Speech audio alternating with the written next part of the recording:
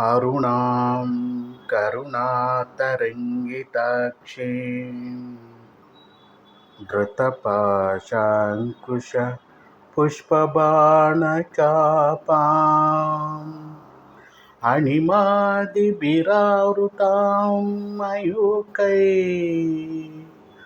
अहमित्येव विभावये ಭವಾನಿಂ.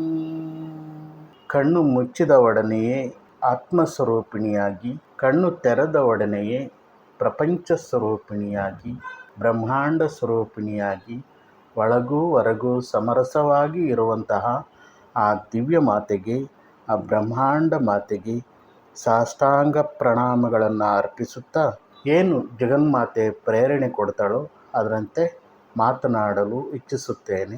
ದಿವ್ಯಾತ್ಮ ಸ್ವರೂಪಗಳಾದಂತಹ ಎಲ್ಲ ವೀಕ್ಷಕರಿಗೂ ನಮಸ್ಕಾರ.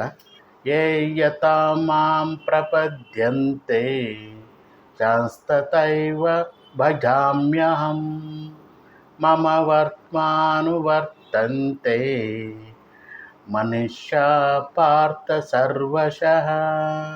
ಹೇ ಅರ್ಜುನ, ನನ್ನನ್ನು ಯಾವ ರೀತಿಯಲ್ಲಿ ಮನುಷ್ಯರು ಸ್ತುತಿಸುತ್ತಾರೋ ನಾನು ಸಹ ಅವರಂತೆ ಸ್ತುತಿಸುತ್ತೇನೆ.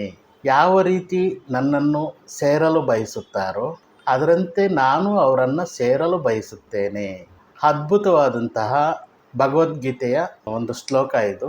ನಾನು ಮೊದಲೇ ಹೇಳಿದ್ದೆ, ಭಗವದ್ಗೀತೆಯ ಯಾವುದಾದರೂ ಒಂದು ಶ್ಲೋಕ ಸಾಕು ಮನುಷ್ಯನನ್ನು ಮನುಷ್ಯತ್ವದಿಂದ ಆತ್ಮನಡೆಗೆ ಕರೆದುಕೊಂಡು ಹೋಗುತ್ತೆ.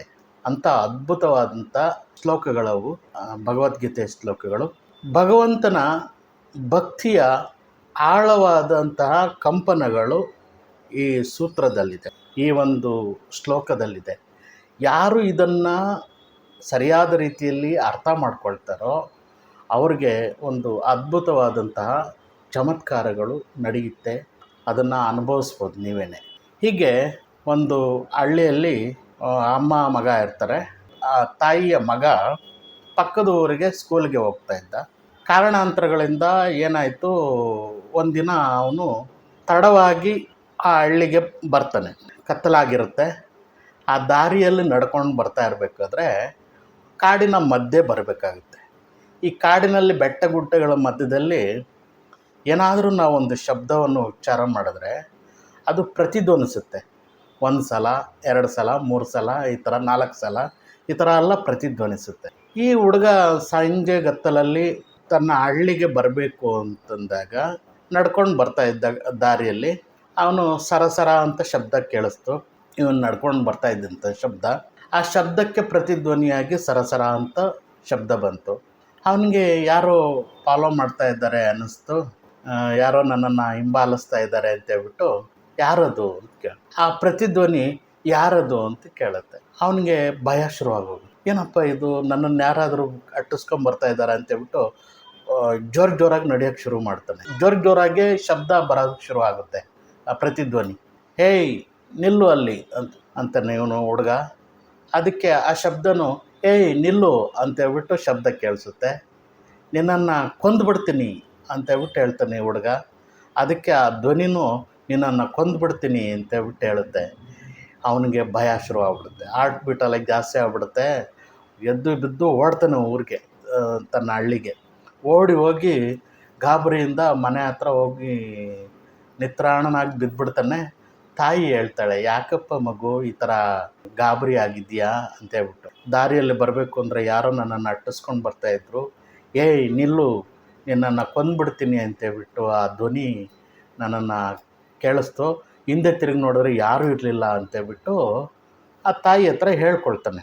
ಆವಾಗ ತಾಯಿಗೆ ಗೊತ್ತಿರುತ್ತೆ ಇದು ಪ್ರತಿಧ್ವನಿ. ಪ್ರಕೃತಿಯಲ್ಲಿ ಬೆಟ್ಟ ಗುಡ್ಡಗಳ ಮಧ್ಯದಲ್ಲಿ ನೀವು ಹೋಗಿ ಏನೇ ಒಂದು ಶಬ್ದ ಉಚ್ಚಾರ ಮಾಡಿದ್ರು ಅದು ಪ್ರತಿಧ್ವನಿಯಾಗಿ ಬರುತ್ತೆ ಅಂತೇಳ್ಬಿಟ್ಟು ತಾಯಿಗೂ ಅದು ಗೊತ್ತಿರುತ್ತೆ. ಹಾಗಾಗಿ ತಾಯಿ ಹೇಳ್ತಾಳೆ, ನೋಡಪ್ಪ ಅಲ್ಲಿ ಗೋಪಾಲ ಅನ್ನೋ ಒಬ್ಬ ಹುಡುಗ ಇದ್ದಾನೆ, ಅವನು ತುಂಬ ಒಳ್ಳೆ ಹುಡುಗ. ನೀನು ಅವನ ಹತ್ರ ಒಳ್ಳೆ ರೀತಿಯಲ್ಲಿ ಮಾತಾಡಿದ್ರೆ ಒಳ್ಳೆ ರೀತಿಯಲ್ಲಿ ಅವನು ಮಾತಾಡ್ತಾನೆ, ನೀನು ಕೆಟ್ಟ ರೀತಿಯಲ್ಲಿ ಮಾತಾಡಿದ್ರೆ ಅವನು ಕೆಟ್ಟ ರೀತಿಯಲ್ಲಿ ಮಾತಾಡ್ತಾನೆ. ಹಾಗಾಗಿ ನೀನು ನಾಳೆಯಿಂದ ಏನಾದರೂ ಅಲ್ಲೇನಾದ್ರು ಬರಬೇಕು ಅಂದಾಗ ಆ ಗೋಪಾಲನ ಬಳಿಯಲ್ಲಿ ನೀನು ಮಾತಾಡು, ನಾನು ನಿನ್ನನ್ನು ಅತ್ಯಂತ ಪ್ರೀತಿಯಿಂದ ಪ್ರೀತಿ ಮಾಡ್ತೇನೆ ಅಂತೇಳ್ಬಿಟ್ಟು ಹೇಳು, ಅದು ನಿನ್ನನ್ನು ಪ್ರೀತಿ ಮಾಡ್ತೀನಿ ಅಂತೇಳ್ಬಿಟ್ಟು ಹೇಳುತ್ತೆ. ಅಷ್ಟೇ ಅಲ್ಲ, ನಿನ್ನನ್ನು ಜೊತೆಯಲ್ಲಿ ನಾನು ಆಟ ಆಡ್ತೀನಿ ಅಂತೇಳು, ಅದು ನಿನ್ನ ಜೊತೆಯಲ್ಲಿ ಆಟ ಆಡ್ತೀನಿ ಅಂತೇಳ್ಬಿಟ್ಟು ಹೇಳುತ್ತೆ ಆ ಶಬ್ದ. ಅಂದರೆ ಅಲ್ಲಿರೋವಂಥ ಗೋಪಾಲಕ. ಹಾಗಾಗಿ ನೀನು ಯಾವ ಶಬ್ದಗಳನ್ನು ಉತ್ತಮವಾದಂಥ ಶಬ್ದಗಳನ್ನು ನೀನು ಹೇಳಿದ್ರೆ ಅದು ಉತ್ತಮವಾದಂಥ ಶಬ್ದಗಳು ನಿನ್ನ ಜೊತೆಯಲ್ಲಿ ಬರುತ್ತೆ. ನಿನ್ನ ಜೊತೆಯಲ್ಲಿ ಮಾತಾಡ್ತಾನೆ ಅವನು ಉತ್ತಮವಾದ ಶಬ್ದಗಳಿಂದ. ನೀನು ನಾಳೆಯಿಂದ ಏನಾದರೂ ಅಲ್ಲಿಂದ ಬರಬೇಕಾದಾಗ ನೀನು ಉತ್ತಮವಾದಂಥ ಮಾತುಗಳನ್ನು ಮಾತಾಡು, ಪ್ರೀತಿಯ ಮಾತು ಮಾತಾಡು, ಸ್ನೇಹದ ಮಾತು ಮಾತಾಡು. ಒಂದಿನ ನಿನ್ನ ಜೊತೆಯಲ್ಲಿ ಅವನು ಬಂದು ನಿನ್ನ ಜೊತೆಯಲ್ಲಿ ನಾನು ನರ್ತಿಸ್ತೀನಿ ಅಂತೇಳು, ನಿನ್ನ ಜೊತೆಲಿ ನರ್ತಿಸ್ತೀನಿ ಅಂತೇಳ್ಬಿಟ್ಟು ಹೇಳ್ತಾನೆ. ನಿನ್ನ ಜೊತೆಲಿ ನರ್ತಿಸ್ತಾನೆ, ನಿನ್ನ ಜೊತೆಲಿ ಆಟ ಆಡ್ತಾನೆ, ನಿನ್ನ ಜೊತೆಲಿ ಕುಣಿದಾಡ್ತಾನೆ ಅಂತೇಳ್ಬಿಟ್ಟು ತಾಯಿ ಮಗನಿಗೆ ಹೇಳಿದಾಗ ಮಗನಿಗೆ ಅದರ ಮೇಲೆ ನಂಬಿಕೆ ಬಂದು ಮಗ ಅದರಂತೆ ಅವನು ಅಲ್ಲಿ ವರ್ತನೆ ಮಾಡ್ತಾನೆ. ಆ ವರ್ತನೆ ಮಾಡುವಾಗ ಒಂದು ದಿವಸ ನಿಜವಾಗಲೂ ಗೋಪಾಲ ಅವನ ಜೊತೆಯಲ್ಲಿ ಕುಣಿತಾನೆ, ನರ್ತನ ಮಾಡ್ತಾನೆ, ಆಟ ಆಡ್ತಾನೆ. ಹೀಗೆ ಯಾತಕ್ಕೋಸ್ಕರ ಈ ಒಂದು ಉದಾಹರಣೆ ಕೊಟ್ಟೆ ಅಂತಂದರೆ, ಈ ಶ್ಲೋಕ ಆಳವಾದ ಭಕ್ತಿಯನ್ನು ಹೊರತೆಗೆಯುತ್ತೆ. ಈ ಒಂದು ಶ್ಲೋಕ ಕೃಷ್ಣ ಏನು ಹೇಳ್ತಾನೆ, ನೀನು ಯಾವ ರೀತಿಯಲ್ಲಿ ಸ್ತುತಿಸ್ತೀಯೋ ಅದರಂತೆ ನಾನು ಸ್ತುತಿ ಮಾಡ್ತಾನೆ ಅಂತೇಳ್ಬಿಟ್ಟು. ಏನಪ್ಪ ಭಗವಂತ ನಮ್ಮ ಸ್ತುತಿ ಮಾಡ್ತಾನ ಅಂತೇಳ್ಬಿಟ್ಟು ಕೇಳ್ಬೋದು. ಆದರೆ ನಾವು ಪ್ರತಿನಿತ್ಯ ಜಪ ಮಾಡ್ತೇವೆ, ಪೂಜೆ ಮಾಡ್ತೇವೆ, ಧ್ಯಾನ ಮಾಡ್ತೇವೆ. ಆ ಪೂಜೆ ಮಾಡುವಾಗ, ಆ ಧ್ಯಾನ ಮಾಡುವಾಗ ಮನೆಯವ್ರ ಜೊತೆಯಲ್ಲಿ ಜಗಳ ಆಡಿಕೊಂಡು ನಾವು ಪೂಜೆ ಮಾಡ್ತೇವೆ, ಪಾರಾಯಣ ಮಾಡ್ತೇವೆ, ಜಗಳ ಮಾಡಿಕೊಂಡು ಪಾರಾಯಣ ಮಾಡ್ತೇವೆ. ಭಗವಂತ ಎಲ್ಲ ಕಡೆನೂ ವ್ಯಾಪಿಸಿರುವಂಥವನು, ಎಲ್ಲ ಕಡೆನೂ ಭಗವಂತ ಇದ್ದಾನೆ. ಈಗ ನಮ್ಮ ಮಕ್ಕಳ ಜೊತೆಯಲ್ಲಿ ಜಗಳ ಆಡಿಕೊಂಡು ನಾನು ಪೂಜೆ ಮಾಡಿದ್ರೆ ಸರಿಯಾಗಿರುತ್ತೆ, ಅದು ಮಕ್ಕಳಲ್ಲೂ ಆ ಭಗವಂತನಿದ್ದಾನೆ, ಜಗನ್ಮಾತೆ ಇದ್ದಾಳೆ ಅಲ್ವಾ. ತಾಯಿ ಜೊತೆಯಲ್ಲಿ, ತಂದೆ ಜೊತೆಯಲ್ಲಿ ಜಗಳ ಮಾಡಿಕೊಂಡು ನಾನು ಪಾರಾಯಣ ಮಾಡ್ತು ಅಂತಂದರೆ, ಪೂಜೆ ಮಾಡ್ತು ಅಂತಂದರೆ ಅದು ಅಲ್ಲಿ ತಲುಪುತ್ತಾ? ಯಾಕಂದರೆ ತಂದೆ ತಾಯಿಯಲ್ಲೂ ಭಗವಂತನ ಸ್ವರೂಪ ಇದೆ. ಹೆಂಡತಿ ಜೊತೆಯಲ್ಲಿ, ಗಂಡನ ಜೊತೆಯಲ್ಲಿ ಜಗಳ ಮಾಡ್ತೇವೆ, ಜಗಳ ಮಾಡಿಕೊಂಡು ಪೂಜೆ ಮಾಡ್ತೇವೆ. ಆ ರೀತಿ ನಾವು ಪಾರಾಯಣ ಮಾಡುವಾಗ, ಒಂದು ಜಪ ಮಾಡುವಾಗ ನನ್ನ ಹೆಂಡತಿ ಜೊತೆಲಿ ಜಗಳ ಆಡ್ಕೊತೀನಿ, ನನ್ನ ಗಂಡನ ಜೊತೆಲಿ ಜಗಳ ಆಡ್ಕೊತೀನಿ. ಜಗಳ ಆಡ್ಕೊಂಡಾಗ ನಾವು ಏನನ್ನ ಭಗವಂತನಿಗೆ ಅರ್ಪಿಸ್ತಾ ಇದ್ದೀವಿ ಅಂತೇಳ್ಬಿಟ್ಟು ನೀವು ಯೋಚನೆ ಮಾಡಬೇಕಾಗುತ್ತೆ. ಯಾಕೆಂದರೆ ಅಲ್ಲಿ ಸ್ಪಷ್ಟವಾಗಿದೆ, ನೀನು ಹೇಗೆ ಪ್ರೀತಿ ಮಾಡ್ತೀಯೋ ಹಾಗೆ ನಾನು ನಿನ್ನನ್ನು ಪ್ರೀತಿ ಮಾಡ್ತೇನೆ. ನನ್ನ ಕಡೆ ನೀನು ಒಂದೇ ಹೆಜ್ಜೆನಿಟ್ಟರೆ ನಾನು ನಿನ್ನ ಕಡೆ ಹೆಜ್ಜೆ ಇಡ್ತೇನೆ. ನನ್ನ ಕಡೆ ನೀನು ಕಲ್ಲುಗಳನ್ನು ಹಾಕಿದ್ರೆ ನಮ್ಮ ಮೇಲೆ ಬರ್ತವೆ, ಹೂಗಳು ಹಾಕಿದ್ರೆ ಹೂಗಳು ನಮ್ಮ ಕಡೆಗೆ ಬರ್ತವೆ. ನೀವು ಹೇಗೆಲ್ಲ ತಂದೆ ಜೊತೆಯಲ್ಲಿ, ತಾಯಿ ಜೊತೆಯಲ್ಲಿ, ಮಕ್ಕಳ ಜೊತೆಯಲ್ಲಿ, ಸಂಸಾರದ ಜೊತೆಯಲ್ಲಿ, ಹೆಂಡತಿ ಜೊತೆಯಲ್ಲಿ, ಗಂಡನ ಜೊತೆಯಲ್ಲಿ ನಾವು ಕಲ್ಲುಗಳನ್ನು ಹಾಕ್ತಾ ಇದ್ದೀವ, ಹೂಗಳನ್ನು ಹಾಕ್ತಾ ಇದ್ದೀವ? ಯೋಚನೆ ಮಾಡಬೇಕಾಗುತ್ತೆ. ನೀವು ಕಲ್ಲುಗಳನ್ನು ಹಾಕ್ತು ಅಂದರೆ ಆ ಕಲ್ಲುಗಳೇ ನಮಗೆ ಬರುತ್ತೆ, ಹೂಗಳನ್ನು ಹಾಕಿದ್ರೆ ಹೂಗಳೇ ನಮಗೆ ಬರುತ್ತೆ. ಹಾಗಾಗಿ ಎಲ್ಲವೂ ಭಗವಂತನ ಸ್ವರೂಪ, ಜಗನ್ಮಾತೆಯ ಸ್ವರೂಪ ಅಂತ ಹೇಳಿದ್ಮೇಲೆ ಯಾರನ್ನೂ ನಾವು ದ್ವೇಷ ಮಾಡೋಂಗಿಲ್ಲ, ಯಾರನ್ನು ನಾವು ಎಲ್ಲ ಕಡೆನೂ ಹೂಗಳೇ ಹಾಕ್ಬೇಕಾಗುತ್ತೆ. ನೀವು ಎಲ್ಲ ಕಡೆ ಹಾಕ್ತಾ ಇತ್ತು ಅಂದರೆ ಹೂಗಳೇ ನಮಗೆ ಎಲ್ಲ ಕಡೆಯಿಂದನೂ ಬರುತ್ತೆ. ಹಾಗಾಗಿ ಇದನ್ನು ನಾವು ಆಳವಾಗಿ ಅರ್ಥ ಮಾಡ್ಕೊಂಬಿಟ್ಟು ನಾವು ಅದರಂತೆ ಪಾಲನೆ ಮಾಡಬೇಕಾಗುತ್ತೆ. ಈಗ ನಾವೊಂದು ಪಾರಾಯಣ ಮಾಡ್ತೀವಿ, ಆ ಪಾರಾಯಣ ಮಾಡುವಾಗ ಮನಸ್ಸು ಗಮನವನ್ನು ಅಲ್ಲಿಟ್ಟು ಪಾರಾಯಣ ಮಾಡಬೇಕು. ಯಾವುದೇ ಒಂದು ಪೂಜೆ ಮಾಡಬೇಕು ಅಂದರೆ ಆ ಪೂಜೆಯಲ್ಲಿ ನಾನು ತೊಡಗಿಸ್ಕೊಬೇಕು, ಧ್ಯಾನದಲ್ಲಿ ತೊಡಗಿಸ್ಕೊಬೇಕು. ಧ್ಯಾನಕ್ಕೆ ಕೂತ್ಕೊಳ್ಳೋ ಅಂಥ ಜಾಗಕ್ಕೆ ಅಥವಾ ದೇವ್ರ ಮನೆಗೆ ಹೋಗ್ತೀನಿ ಅಂತಂದರೆ ನೀವು ಎಲ್ಲ ಸಮಸ್ಯೆಗಳನ್ನು ಒಂದು ಕಡೆ ಎಲ್ಲ ಇಟ್ಬಿಟ್ಟು ನಾನೋಗಿ ಅಲ್ಲಿ ಕೂತ್ಕೊಳ್ತೀನಿ ಅನ್ನೋದು ಒಂದು ಸಂಕಲ್ಪ ಮಾಡ್ಕೊಬೇಕು. ಆ ಸಂಕಲ್ಪದ ಜೊತೆಯಲ್ಲಿ ನಾನು ಇಲ್ಲಿರುವಷ್ಟು ಕಾಲ ನನ್ನ ಸಂಬಂಧಗಳನ್ನು, ನನ್ನ ಶತ್ರುಗಳನ್ನು, ನನ್ನ ಯಾವುದೇ ಒಂದು ಬಳಗವನ್ನು ನಾನು ಕಲ್ಪನೆ ಮಾಡ್ಕೊಂತು ಅಂತಂದರೆ ಅವರನ್ನು ಪ್ರೀತಿಯಿಂದನೇ ಕಲ್ಪನೆ ಮಾಡ್ಕೊಳ್ಳೋದಕ್ಕೆ ಪ್ರಯತ್ನ ಪಡ್ತೀನಿ ಅನ್ನೋದು ಒಂದು ದೃಢವಾದ ಸಂಕಲ್ಪ ಇರಬೇಕು. ಯಾಕೆಂದರೆ ನೀವು ಆ ಪ್ರಾರ್ಥನಾ ಸಮಯದಲ್ಲಿ ನೀವು ಏನನ್ನು ಹಾಕ್ತಿರೋ ಅದು ವಾಪಸ್ ಬರುತ್ತೆ. ಈಗ ನಾನು ಪಾರಾಯಣ ಮಾಡ್ತಾ ಇರ್ಬೇಕಾದ್ರೆ ಪಕ್ಕದ ಮನೆಯವನ್ನ ದ್ವೇಷದಿಂದ ಆ ಕಲ್ಪನೆಗಳನ್ನು ಮಾಡಿಕೊಂಡಾಗ ಮತ್ತು ನಮಗೆ ಅದು ಕಲ್ಲುಗಳಾಗಿ ಮಾರ್ಪಟ್ಟು ನಮ್ಮ ಮೇಲೆ ಸುರಿಯಲ್ಪಡುತ್ತೆ. ಅದಕ್ಕೆ ಪ್ರೀತಿಯನ್ನು ಸಮರ್ಪಣೆ ಮಾಡುವಂಥದ್ದು. ಪೂಜೆ ಅಂತಂದರೆ ಫೋಟೋಗೆ, ಒಂದು ವಿಗ್ರಹಕ್ಕೆ ಹೂಗಳನ್ನು ಹಾಕುವಂಥದ್ದು, ಷೋಡಶೋಪಚಾರಗಳನ್ನು ಮಾಡುವಂಥದ್ದು ಅಷ್ಟೇ ಅಲ್ಲ. ಈ ಒಂದು ಜಗತ್ತಿನ ಜೊತೆಯಲ್ಲಿ ನಾನು ಪ್ರೀತಿಯಿಂದ ನಡ್ಕೊಳ್ಳೋದು ಸಹ ಒಂದು ಪೂಜೆನೇ. ಈ ಜಗತ್ತಿನ ಜೊತೆಯಲ್ಲಿ ಜಗತ್ತಿಗೆ ನಾನು ಹೂಗಳನ್ನು ಹಾಕಿದ್ರೆ, ನಾನು ಕಲ್ಲುಗಳನ್ನು ಹಾಕಿದ್ರೆ, ಆ ಕಲ್ಲುಗಳು ನನ್ನ ಮೇಲೆ ಬೀಳಲಿಕ್ಕೆ ಶುರುವಾಗುತ್ತೆ. ಹಾಗಾಗಿ ಇದೆಲ್ಲವೂ ಪೂಜೆನೇ. ಈ ಜಗತ್ತಿನ ಜೊತೆಯಲ್ಲಿ ನಾನು ಹೇಗೆ ವರ್ತನೆ ಮಾಡ್ತೀನೋ ಅದು ಸಹ ಪೂಜೆನೇ. ಆ ಪೂಜೆ ಅತ್ಯಂತ ಪ್ರೀತಿಯಿಂದ ಇತ್ತು ಅಂತಂದರೆ ನಿಮ್ಮನ್ನು ಪ್ರೀತಿ ಮಾಡುತ್ತೆ. ಹಾಗೆ ಯಾವುದೋ ಒಂದು ಮಂದಿರಕ್ಕೆ ಹೋಗ್ತೀನಿ, ಅಥವಾ ಒಂದು ದೇವರ ಮನೆಗೆ ಹೋಗ್ತೀನಿ, ಅಥವಾ ಒಂದು ಯಾತ್ರಾ ಸ್ಥಳಕ್ಕೆ ಹೋಗ್ತೀನಿ ಅಂತಂದು ಹೇಳಿದ್ಮೇಲೆ ನಾನು ಸಂಪೂರ್ಣವಾಗಿ ಒಂದು ಪ್ರಾರ್ಥನೆಯನ್ನು ಸಲ್ಲಿಸ್ತೇನೆ. ಪ್ರಾರ್ಥನೆಯನ್ನು ಪ್ರತಿ ದಿವಸ ಜನಗಳು ಮಾಡ್ತಾನೆ ಇರ್ತಾರೆ. ಆ ಪ್ರಾರ್ಥನೆಗಳು ಮಾಡುವಾಗ ಸಾಮಾನ್ಯವಾಗಿ ಅರ್ಜೆಂಟಾಗಿ ಮಾಡ್ತೇವೆ. ಪೂಜೆಯಲ್ಲೂ ಬ್ಯುಸಿ ಇರ್ತೀವಿ. ತರಾತುರಿಯಲ್ಲಿ ಧ್ಯಾನಗಳನ್ನು ಮಾಡುವಂಥದ್ದು, ತರಾತುರಿಯಲ್ಲಿ ಪಾರಾಯಣಗಳನ್ನು ಮಾಡುವಂಥದ್ದು, ತರಾತುರಿಯಲ್ಲಿ ಪ್ರಾರ್ಥನೆಗಳನ್ನು ಮಾಡುವಂಥದ್ದು, ಇದೆಲ್ಲವೂ ಸಹ ನಾವು ಅರ್ಪಿಸಿದ ಮೇಲೆ ಕೃಷ್ಣ ಏನು ಹೇಳಿದ್ದಾನೆ ಭಗವದ್ಗೀತೆಯಲ್ಲಿ? ನೀನು ಹೇಗೆ ಸ್ತುತಿಸುತ್ತೀಯೋ ನಾನು ಅದೇ ರೀತಿ ನಿನ್ನನ್ನು ಸ್ತುತಿ ಮಾಡ್ತೇನೆ ಅಂತೇಳಿ. ಎಂಥ ಒಂದು ಅದ್ಭುತವಾದಂಥ ಒಂದು ಶ್ಲೋಕ ಇದು. ಅದು ಆಳವಾದ ಭಕ್ತಿ ಅದರಲ್ಲಿದೆ. ನಾನು ಒಂದು ಧ್ಯಾನ ಮಾಡುವಾಗ, ಒಂದು ಜಪ ಮಾಡುವಾಗ, ಆ ಜಪ ಪೂರ್ತಿ ನನ್ನೆಡೆಗೆ ಬರುತ್ತೆ, ನನ್ನ ಮೇಲೆ ಸುರಿಯಲ್ಪಡುತ್ತೆ. ನಾನು ಪ್ರಾರ್ಥನೆ ಸಲ್ಲಿಸಿದಾಗ ಆ ಪ್ರಾರ್ಥನೆ ಮತ್ತೆ ನನ್ನ ಮೇಲೆ ಸುರಿಯಲ್ಪಡುತ್ತೆ.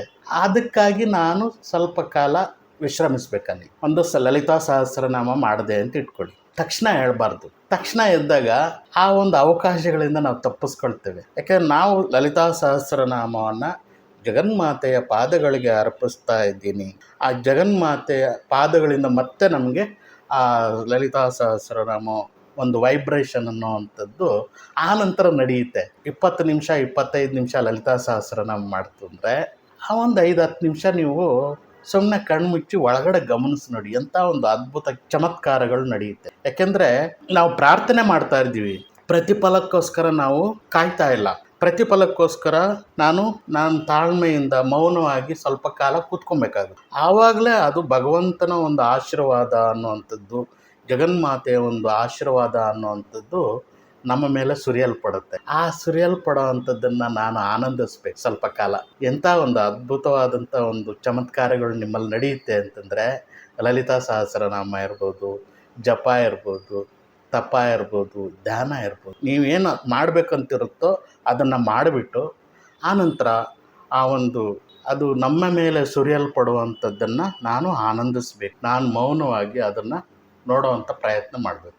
ಯಾವುದೇ ಒಂದು ಮಂದಿರಕ್ಕೆ ಹೋದರೂ ಅಷ್ಟೇ, ನಾನೊಂದು ಪ್ರಾರ್ಥನೆ ಸಲ್ಲಿಸಿದ ಮೇಲೆ ಆ ಪ್ರಾರ್ಥನೆ ವಾಪಸ್ ಬರೋವರೆಗೂ ನಾನು ಕಾಯಬೇಕು. ಆ ಪ್ರಾರ್ಥನೆ ಬಂದಾಗ ನನ್ನೊಳಗಡೆ ಏನೋ ಒಂದು ನಡೆಯುವಂಥದ್ದನ್ನು ನಾನು ಒಳಗಡೆ ಆನಂದಿಸ್ಬೇಕು.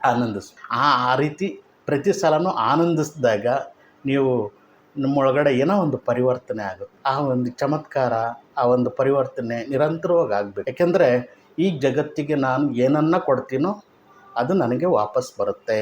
ನೀವು ಕಲ್ಲುಗಳನ್ನು ಹಾಕಿದ್ರೆ ಕಲ್ಲುಗಳು ವಾಪಸ್ ಬರ್ತವೆ, ಪ್ರೀತಿಯನ್ನು ಹಾಕಿದ್ರೆ, ಹೂಗಳನ್ನು ಹಾಕಿದ್ರೆ ಹೂಗಳು ವಾಪಸ್ ಬರುತ್ತೆ. ಇದನ್ನು ಚೆನ್ನಾಗಿ ಗಮನದಲ್ಲಿಟ್ಕೊಂಡಾಗ ನಾವು ಯಾವುದನ್ನು ನಾನು ಈ ಜಗತ್ತಿಗೆ ಕೊಡ್ತಾಯಿದ್ದೀನಿ, ನನ್ನ ತಂದೆ ತಾಯಿ ಇರ್ಬೋದು, ಹೆಂಡತಿ ಮಕ್ಕಳಿರ್ಬೋದು, ಗಂಡ ಇರ್ಬೋದು, ಪರಿವಾರ ಇರ್ಬೋದು, ಎಲ್ಲರೂ ಭಗವಂತನ ಸ್ವರೂಪವೇ, ಜಗನ್ಮಾತೆಯ ಸ್ವರೂಪವೇ ಆಗಿರೋದ್ರಿಂದ ಎಲ್ಲರ ಜೊತೆಯಲ್ಲೂ ನಾವು ಬೆರೆಯುವಾಗ ನಾವು ಹೂಗಳನ್ನೇ ಹಾಕ್ಬೇಕಾಗುತ್ತೆ. ಪ್ರತಿಯಾಗಿ ಅದು ಹೂಗಳೇ ನಮಗೆ ಬರುತ್ತೆ. ಈ ಶ್ಲೋಕವನ್ನು ನಾವು ಅರ್ಥ ಮಾಡಿಕೊಂಡಾಗ ನಾವು ಇದರಲ್ಲಿ ಆಳವಾದಂತಹ ಒಂದು ಭಕ್ತಿಯ ಕಂಪನ ಇದೆ ಅನ್ನುವಂಥದ್ದು ನಮಗೆ ಅರಿವಾಗುತ್ತೆ. ಯೇಯತಾ ಮಾಂ ಪ್ರಪದ್ಯಂತೆ ಶಾಂಸ್ತತೈವ ಭಜಾಮ್ಯಹಂ ಮಮ ವರ್ತ್ಮಾನುವರ್ತಂತೆ ಮನುಷ್ಯ ಪಾರ್ಥ ಸರ್ವಶಃ. ಲಲಿತಾ ಸಹಸ್ರನಾಮಕ್ಕೆ ಬರೋಣ. ಚಿಂತಾಮಣಿ ಗೃಹಂತಸ್ಥ. ಇಂದಿನ ಒಂದು ಸಂಚಿಕೆಯಲ್ಲಿ ನಾವು ಚರ್ಚೆ ಮಾಡಿದ್ವಿ ಚಿಂತಾಮಣಿ ಗೃಹಂತಸ್ಥ. ಅವಳು ಅತ್ಯಂತ ಬೆಲೆ ಬಾಳುವ ರತ್ನಗಳಲ್ಲಿ ಒಂದಾದಂತಹ ಚಿಂತಾಮಣಿಯಿಂದ ನಿರ್ಮಿಸಲಾದಂತಹ ಅರಮನೆಯಲ್ಲಿ ವಾಸಿಸುತ್ತಿದ್ದಾಳೆ. ಈ ರತ್ನವು ಅಪೇಕ್ಷಿತವಾದಂತಹ ಫಲವನ್ನು ನೀಡುತ್ತದೆ. ಸಾಮಾನ್ಯವಾಗಿ ಗ್ರಹಗಳಿಗೆ ಎಲ್ಲ ಒಂದೊಂದು ರತ್ನ ಇರುತ್ತೆ. ಈ ಒಂದು ಗ್ರಹಗಳ ಒಂದು ಕಲ್ಲುಗಳನ್ನು ತೊಟ್ಕೊಳ್ಳೋ ಅಂಥದ್ದು ಈ ಜ್ಯೋತಿಷ್ಯ ಶಾಸ್ತ್ರದಲ್ಲಿ ಇದೆ. ಈ ಗ್ರಹಗಳಿಗೆ ತಕ್ಕಂತೆ ಆ ಒಂದು ಕಲ್ಲುಗಳನ್ನು ಜಾತಕಕ್ಕೆ ತಕ್ಕಂತೆ ಹಾಕ್ಕೊಂಡಾಗ ಏನೋ ಒಂದು ಒಳ್ಳೆಯದಾಗುತ್ತೆ, ನಮ್ಗೆ ಏನೋ ಅಲ್ಪ ಸ್ವಲ್ಪ ಒಳ್ಳೆಯದಾಗುತ್ತೆ. ಬರೀ ಒಂದು ಸಣ್ಣ ಕಲ್ಲನ್ನು ಹಾಕ್ಕೊಂಡ್ರೆ ಅಷ್ಟೊಂದು ಒಳ್ಳೆಯದಾಗುತ್ತೆ ಅನ್ನೋದಾದರೆ, ಚಿಂತಾಮಣಿ ರತ್ನದಿಂದ ನಿರ್ಮಿಸಲಾಗಿರುವಂತಹ ಈ ಅರಮನೆಯಿಂದ ಅಪೇಕ್ಷಿತ ಫಲವನ್ನು ನೀಡುತ್ತದೆ. ಏನು ಬೇಕೋ ಅದನ್ನೆಲ್ಲ ನೀಡ್ತಾಳೆ ಜಗನ್ಮಾತೆ. ಆ ಒಂದು ಅರಮನೆ ಆ ಕಲ್ಪನೆ ಮಾಡಿಕೊಂಡ್ರೂ ಸಾಕು, ಅಪೇಕ್ಷಿತ ಫಲವನ್ನು ನೀಡ್ತಾಳೆ ಜಗನ್ಮಾತೆ ಅಂತೇಳ್ಬಿಟ್ಟು. ಆ ಒಂದು ರತ್ನದ ಒಂದು ವೈಶಿಷ್ಟ್ಯವೇ ಹಾಗೆ. ಆ ಅರಮನೆಯು ಶ್ರೀನಗರದ ಉತ್ತರ ಭಾಗದಲ್ಲಿದೆ ಅಂತೇಳ್ಬಿಟ್ಟು ಹೇಳುತ್ತೆ. ಎಲ್ಲ ದೇವತೆಗಳು ಸಹ ಆ ಜಗನ್ಮಾತೆಯನ್ನು ಪೂಜಿಸೋದಕ್ಕೆ ಆ ಒಂದು ಸ್ಥಳಕ್ಕೆ ಹೋಗ್ತಾರೆ. ಇದು ಎಲ್ಲ ಮಂತ್ರಗಳ ಮೂಲ ಸ್ಥಾನವಾಗಿದೆ ಎಂದು ಭಾವಿಸಲಾಗಿದೆ. ಈ ಸ್ಥಳವನ್ನು ಪೂಜಿಸುವುದರಿಂದ ಎಲ್ಲ ಮಾನಸಿಕ ಕ್ಲೇಶಗಳು ನಿವಾರಣೆ ಆಗುತ್ತದೆ. ಆ ಸ್ಥಳ ಬೇರೆ ಕಡೆ ಎಲ್ಲೋ ಇದೆ ಅಂತೇಳ್ಬಿಟ್ಟು ನಾವು ಭಾವಿಸ್ತೇವೆ. ಅದೆಲ್ಲೂ ಇಲ್ಲ, ನಮ್ಮ ಒಳಗಡೆನೇ ಇದೆ. ಅದು ಮುಂದಕ್ಕೆ ಹೋಗ್ತಾ ಹೋಗ್ತಾ ಗೊತ್ತಾಗುತ್ತೆ. ಆ ಒಂದು ಸ್ಥಳವನ್ನು ನಾವು ಏಕಾಗ್ರ ಚಿತ್ತದಿಂದ ಅಲ್ಲಿ ಗಮನವನ್ನು ಕೇಂದ್ರೀಕರಿಸಿದಾಗ ಅದ್ಭುತವಾದಂಥ ಚಮತ್ಕಾರಗಳು ನಡೆಯುತ್ತೆ. ಈ ಲಲಿತಾ ಸಹಸ್ರನಾಮಗಳು ಅಂದರೆ ಕೇವಲ ನಾಮಗಳಲ್ಲ, ಅವು ಅತ್ಯಂತ ಅದ್ಭುತವಾದಂಥ ಅತ್ಯಂತ ಶಕ್ತಿಶಾಲಿಯಾದಂಥ ಈ ನಾಮಗಳು, ಜಗನ್ಮಾತೆಯ ನಾಮಗಳು. ಯಾರು ಸ್ಮರಿಸುತ್ತಾರೋ, ಯಾರು ಪಾರಾಯಣ ಮಾಡುವಾಗ ಈ ಕಲ್ಪನೆ ಮಾಡ್ಕೊಳ್ಳಿ ಸಾಕು, ಅತ್ಯಂತ ಅದ್ಭುತವಾದಂಥ ಚಮತ್ಕಾರಗಳು ನಮ್ಮಲ್ಲಿ ನಡೆಯುತ್ತೆ. ಪಂಚಬ್ರಹ್ಮಾಸನ ಸ್ಥಿತ, ಜಗನ್ಮಾತೆ ಪಂಚಬ್ರಹ್ಮಾಸನದ ಮೇಲೆ ಕೂತಿದ್ದಾಳೆ. ಅದೇನು ಅಂತ ಅರ್ಥ ಮಾಡ್ಕೊಳ್ಳೋದಕ್ಕೆ ಪ್ರಯತ್ನ ಪಡೋಣ. 5 ಬ್ರಹ್ಮರಿಂದ ಮಾಡಲ್ಪಟ್ಟಂತಹ ಸಿಂಹಾಸನದ ಮೇಲೆ ಕುಳಿತಿದ್ದಾಳೆ. 5 ಬ್ರಹ್ಮರು ಯಾರು ಅಂತಂದರೆ ಬ್ರಹ್ಮ, ವಿಷ್ಣು, ರುದ್ರ, ಈಶಾನ ಮತ್ತು ಸದಾಶಿವ. ಸೌಂದರ್ಯ ಲಹರಿ ಶ್ಲೋಕ ಹೇಳುತ್ತೆ, ಬ್ರಹ್ಮ, ವಿಷ್ಣು, ರುದ್ರ, ಈಶ್ವರರು ನಿಮ್ಮ ಸಿಂಹಾಸನದ ಆಸರೆಯಾಗಿದ್ದಾರೆ ಮತ್ತು ಸದಾಶಿವನು ನಿಮ್ಮ ಸಿಂಹಾಸನದ ಸ್ಥಾನವಾಗಿದ್ದಾನೆ ಎಂದು ಹೇಳುತ್ತದೆ. ಈ ಒಂದು ನಾಮವು ಅವಳು ಬ್ರಹ್ಮಾಂಡದ ಅತ್ಯುನ್ನತವಾದಂತಹ ಅಧಿಕಾರವನ್ನು ದೃಢೀಕರಿಸುತ್ತದೆ. ಈ ಸಿಂಹಾಸನಕ್ಕೆ 4 ಕಾಲುಗಳಿರ್ತವೆ. ಬ್ರಹ್ಮ, ವಿಷ್ಣು, ರುದ್ರ, ಈಶಾನ. ಈ ಒಂದು 4 ಕಾಲುಗಳು. ಸದಾಶಿವ ಅಲಗೆಯಾಗಿರ್ತಾನೆ. ಇದು ಸಿಂಹಾಸನ. ಈ ಸಿಂಹಾಸನದ ಮೇಲೆ ಜಗನ್ಮಾತೆ ಮಹಾಕಾಮೇಶ್ವರ ಕೂತಿದ್ದಾರೆ. ಈ ಒಂದು ಪಂಚಬ್ರಹ್ಮಾಸನ ಸ್ಥಿತ. ಇದಕ್ಕೆ ಇನ್ನೊಂದು ಅರ್ಥವನ್ನು ಯೋಗಶಾಸ್ತ್ರದ ಮೂಲಕ, ಯೋಗದ ಪ್ರಕಾರ ಈ ದೇಹದಲ್ಲಿ 5 ಚಕ್ರಗಳಿವೆ, ಮೂಲಾಧಾರದಿಂದ ವಿಶುದ್ಧಿಯವರೆಗೂ. ಈ ಪ್ರತಿಯೊಂದು ಚಕ್ರಗಳು ಒಂದೊಂದು ಅಂಶವನ್ನು ಪ್ರತಿನಿಧಿಸುತ್ತವೆ.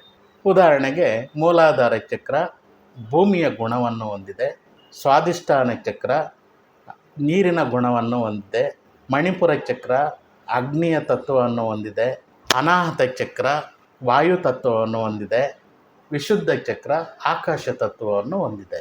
ಈ ಒಂದು ಜಗತ್ತು ನಿರ್ಮಿತವಾಗಿರುವಂಥದ್ದು ಈ ಪಂಚಭೂತಗಳಿಂದ. ಈ ಪಂಚಭೂತಗಳ ಮೇಲೆ ಇನ್ನೊಂದು ಚಕ್ರ ಇದೆ, ಆಜ್ಞಾ ಚಕ್ರ. ಈ ಒಂದು ಪ್ರತಿಯೊಂದು ಅಂಶವು ಜಗನ್ಮಾತೆಯ ಸಿಂಹಾಸನ ಅಂತ ಭಾವಿಸ್ಬೋದು. ಈ ಒಂದು ಪಂಚಭೂತಗಳ ಮೇಲೆ ಜಗನ್ಮಾತೆ ಕೂತಿದ್ದಾಳೆ. ಪ್ರತಿಯೊಂದು ಅಂಶವು ಅವಳ ಸಿಂಹಾಸನದ 4 ಕಾಲುಗಳನ್ನು ರೂಪಿಸುತ್ತದೆ.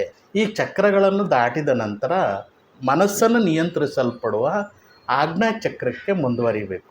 ಆಜ್ಞಾ ಚಕ್ರದಲ್ಲಿ ಮನಸ್ಸನ್ನು ನಿಯಂತ್ರಿಸಲ್ಪಡುವುದರಿಂದ ಆಜ್ಞಾ ಚಕ್ರದಲ್ಲಿ ಗಮನವನ್ನು ಕೇಂದ್ರೀಕರಿಸಿದಾಗ ನಿಮಗೆ ಮನಸ್ಸನ್ನು ನಿಯಂತ್ರಿಸಲ್ಪಡುತ್ತೆ. ಸಹಸ್ರಾರ ಚಕ್ರಕ್ಕೆ ಬಂದಾಗ ಜಗನ್ಮಾತೆಯ ಮಹಾಕಾಮೇಶ್ವರ ಮತ್ತು ಮಹಾಕಾಮೇಶ್ವರಿಯು ನೆಲೆಸಿರುವುದರಿಂದ ಅಲ್ಲಿ ದರ್ಶನ ಆಗುತ್ತೆ.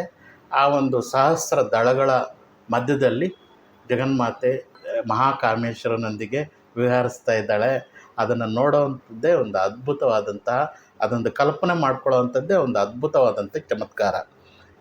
ಅದೊಂದು ದಿವ್ಯಾದ್ಭುತವಾದಂತಹ ದೃಶ್ಯಗಳವು. ಅದನ್ನು ನಾವು ಮಾನಸಿಕವಾಗಿ ಕಲ್ಪನೆ ಮಾಡಿಕೊಂಡ್ರೂ ಸಹ ಅದು ಒಂದು ದಿವಸ ನಮಗೆ ಗೋಚರಿಸುತ್ತೆ. ಮಹಾಪದ್ಮಾಟವಿ ಸಂಸ್ಥಾ 59ನೇ ನಾಮ. ನಮ್ಮಮ್ಮ ಕಮಲದ ಹೂಗಳಿಂದ ತುಂಬಿದ ದೊಡ್ಡ ಕಾಡಿನಲ್ಲಿ ವಾಸಿಸುತ್ತಿದ್ದಾಳೆ. ಕಮಲದ ಹೂವು ನೀರಿನಲ್ಲಿ ಮಾತ್ರ ಬೆಳೆಯುತ್ತದೆ. ನಿಸರ್ಗದ ಔದಾರ್ಯವನ್ನು ಇಲ್ಲಿ ಉಲ್ಲೇಖಿಸಲಾಗಿದೆ. ಎತ್ತರದ ಶಿಖರಗಳನ್ನು ಹೊಂದಿರುವ ದೊಡ್ಡ ಪರ್ವತಗಳನ್ನು ಮೊದಲು ಉಲ್ಲೇಖಿಸಲಾಗಿದೆ. ಈಗ ಪರೋಕ್ಷವಾಗಿ ಜಲಮೂಲಗಳನ್ನು ಉಲ್ಲೇಖಿಸಲಾಗಿದೆ. ಅಂದರೆ ಪಂಚಭೂತಗಳು ಅಂತ ಹೇಳಿದ್ವಲ್ಲ, ಎಲ್ಲವೂ ಇಲ್ಲೇ ಇದೆ. ಅಂದರೆ ನಮ್ಮೊಳಗಡೆನೇ ಇದೆ. ಎಲ್ಲವೂ ನಮ್ಮೊಳಗಡೆ ಇರೋದ್ರಿಂದ ಅದನ್ನು ಯೋಗಶಕ್ತಿಯ ಮೂಲಕ ನಾವು ಒಳಗಡೆ ಅದನ್ನು ಆನಂದಿಸಬೇಕಾಗುತ್ತೆ. ಮಹಾಪದ್ಮವು ಒಂದು ರೀತಿಯ ಆನೆಯನ್ನು ಸಹ ಸೂಚಿಸುತ್ತದೆ ಅಂತೇಳ್ಬಿಟ್ಟು ಹೇಳ್ತಾರೆ. ಈ ನಾಮವು ನಮ್ಮ ದೇಹದ 6 ಚಕ್ರಗಳ ಮೇಲಿರುವಂತಹ ಕಿರೀಟ ಚಕ್ರ ಅಥವಾ ಸಹಸ್ರಾರ ಚಕ್ರ. ಸಹಸ್ರಾರದ ಮಧ್ಯದಲ್ಲಿ ದ್ಯುತಿರಂಧ್ರವನ್ನು ಬ್ರಹ್ಮರಂಧ್ರ ಅಥವಾ ಪದ್ಮಾಟವಿ ಎಂದು ಕರೆಯಲಾಗಿದೆ. ಮಹಾಪದ್ಮಾಟವಿ ಸಂಸ್ಥಾ ಅದನ್ನು ಬ್ರಹ್ಮರಂಧ್ರ ಅಂತ ಕರೀತಾರೆ. ಸಹಸ್ರಾರದ ಚಕ್ರದಲ್ಲಿ ಒಂದು ಬ್ರಹ್ಮರಂಧ್ರ ಅಂತಿರುತ್ತೆ, ಅದನ್ನು ದ್ಯುತಿರಂಧ್ರ ಅಂತಲೂ ಕರೀತಾರೆ. ಈ ಒಂದು ದೈವಿಕ ಶಕ್ತಿಯು ಪ್ರವೇಶಿಸುವುದು ಈ ಒಂದು ಬ್ರಹ್ಮರಂಧ್ರದ ಮೂಲಕ. ಈ ದ್ಯುತಿರಂಧ್ರವು 6 ಚಕ್ರಗಳ ಸಂಪರ್ಕವನ್ನು ಹೊಂದಿರುತ್ತದೆ. ಮೂಲಾಧಾರದಿಂದ ಸ್ವಾಧಿಷ್ಠಾನ, ಸ್ವಾಧಿಷ್ಠಾನದಿಂದ ಮಣಿಪುರ, ಮಣಿಪುರದಿಂದ ಅನಾಹತ, ಅನಾಹತದಿಂದ ವಿಶುದ್ಧ, ವಿಶುದ್ಧದಿಂದ ಆಜ್ಞಾ, ಆಜ್ಞಾ ಚಕ್ರದಿಂದ ಸಹಸ್ರಾರ ಚಕ್ರದವರೆಗೂ ಈ ಒಂದು ದ್ಯುತಿರಂಧ್ರ ಅನ್ನುವಂಥದ್ದಿದೆ.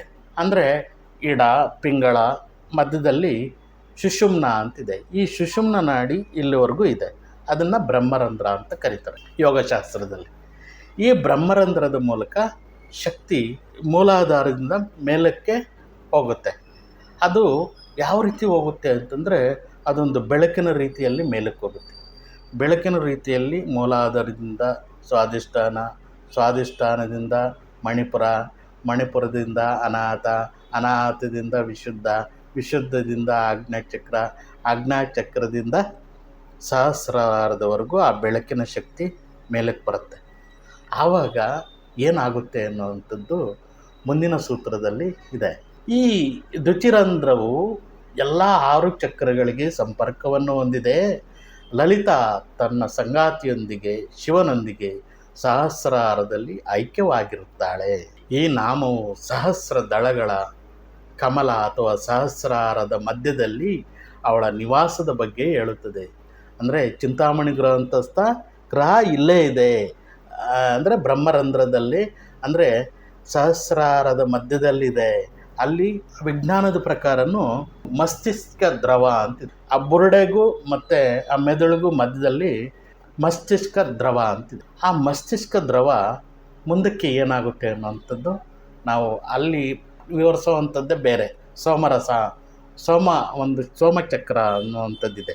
ಆ ಸೋಮಚಕ್ರದಿಂದ ಏನಾಗುತ್ತೆ ಅನ್ನೋಂಥದ್ದು ಮುಂದಿನ ಸೂತ್ರಗಳಲ್ಲಿ ನಾವು ನೋಡ್ತೀವಿ. ಕದಂಬ ವನವಾಸಿನಿ 60ನೇ ನಾಮ.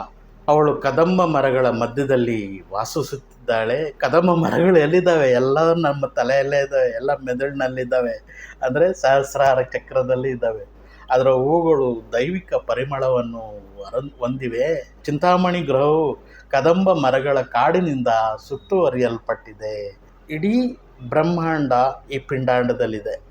ಅದನ್ನು ನಾವು ಇದನ್ನೇ ಅದ್ವೈತ ತತ್ವ ಅಂತ ಕರೀತಾರೆ. ಅಂದರೆ ಇದು ಯೋಗ ಸಾಧನೆಯ ಮೂಲಕ ನಾವು ಅದನ್ನು ಹೊಂದಬೇಕು. ಈ ಒಂದು ಲಲಿತಾ ಸಹಸ್ರನಾಮದಿಂದ ಅದನ್ನು ಹೊಂದಬೇಕು. ಯಾಕೆಂದರೆ ಶಾಶ್ವತವಾದಂಥ ಸುಖ ಕೊಡುವಂಥದ್ದು ಇದೊಂದೇ. ಇನ್ಯಾವುದೂ ಶಾಶ್ವತ ಸುಖವನ್ನು ಕೊಡುವಂಥದ್ದಿಲ್ಲ.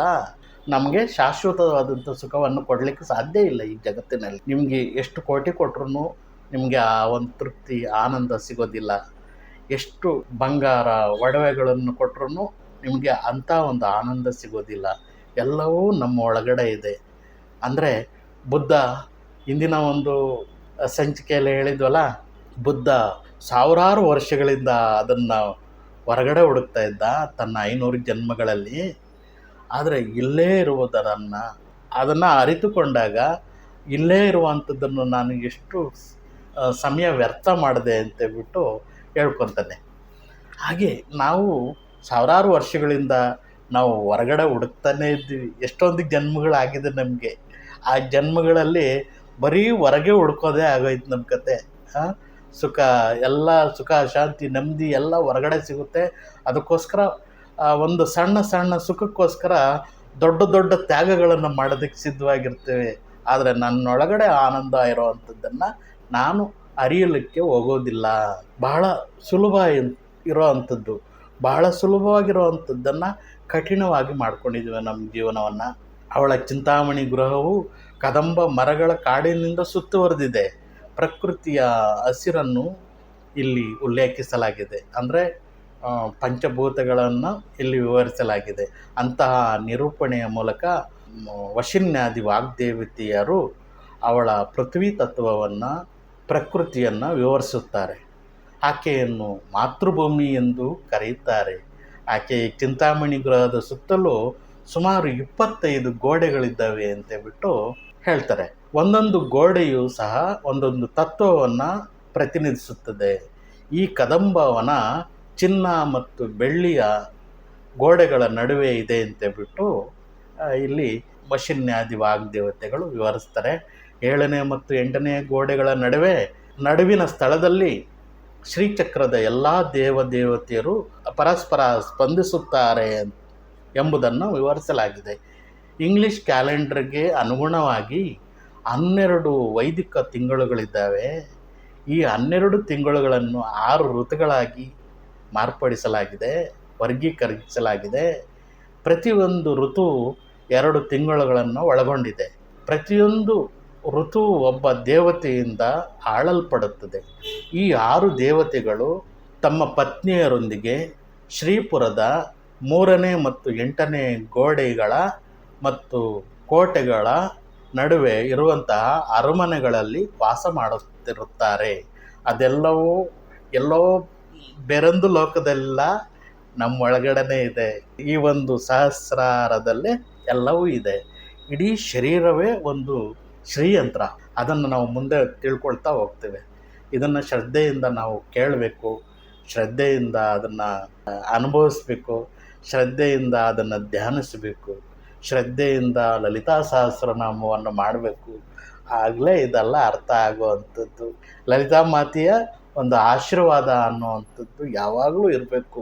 ಅದಕ್ಕೋಸ್ಕರ ನಾವು ಏನನ್ನು ಜಗತ್ತಿಗೆ ಕೊಡ್ತೀವೋ ಅದು ನಮ್ಮಡೆಗೆ ಹಿಂತಿರುಗಿ ಬರುತ್ತದೆ ಅನ್ನುವಂಥದ್ದನ್ನು ಯಾವಾಗಲೂ ನೆನಪಿಟ್ಕೊಬೇಕು ನಾವು. ಚಿನ್ನ ಮತ್ತು ಬೆಳ್ಳಿಯ ಗೋಡೆಗಳ ನಡುವೆ ಶ್ಯಾಮಲಾದೇವಿ ಎಂದು ಕರೆಯಲ್ಪಡುವ ಮಂತ್ರಿಣೀ ದೇವಿಯು ವಾಸಿಸುವ ಒಂದು ಅರಮನೆ ಇದೆ. ಅದು ಸಹ ಇಲ್ಲೇ ಇದೆ. ಶ್ಯಾಮಲಾದೇವಿ ಯಾರು ಅನ್ನೋದನ್ನು ನಾವು ಮುಂದೆ ಎಲ್ಲ ತಿಳ್ಕೊಳ್ತಾ ಹೋಗ್ತೀವಿ. ವಾಗ್ದೇವಿಯರು ಲಲಿತಾ ಮಾತೆ ಸಣ್ಣ ಸಣ್ಣ ವಿಷಯಗಳನ್ನು ಹೇಗೆ ನಿಯಂತ್ರಿಸುತ್ತಾಳೆ ಎಂಬುದನ್ನು ವಿವರಿಸುತ್ತಾರೆ.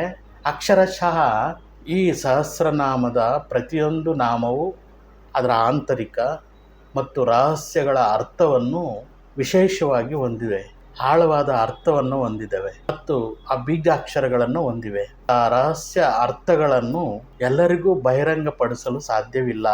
ಈ ಸಹಸ್ರನಾಮದ ರಹಸ್ಯವನ್ನು ತಿಳಿದಿರುವಂತಹ ಜನರು ಅಪರೂಪವಾಗಿ ಕಾಣುತ್ತಾರೆ. ಎಲ್ಲ ಕಡೆ ನಿಮ್ಗೆ ಸಿಗೋದಿಲ್ಲ. ಯಾಕೆಂದರೆ ಈ ಸಹಸ್ರನಾಮದ ಅರ್ಥಗಳನ್ನು ತಿಳ್ಕೊಂಡಿರೋರು ಎಲ್ಲೋ ಸ್ವಲ್ಪ ಜನ ಮಾತ್ರ. ಯಾರು ಈ ಅರ್ಥಗಳನ್ನು ತಿಳ್ಕೊಂಡಿದ್ದಾರೋ ಅವರು ಹೊರಗಡೆ ಎಲ್ಲೂ ಏನೂ ಹುಡ್ಕೊಳ್ಳಿಕ್ಕೆ ಹೋಗೋದಿಲ್ಲ.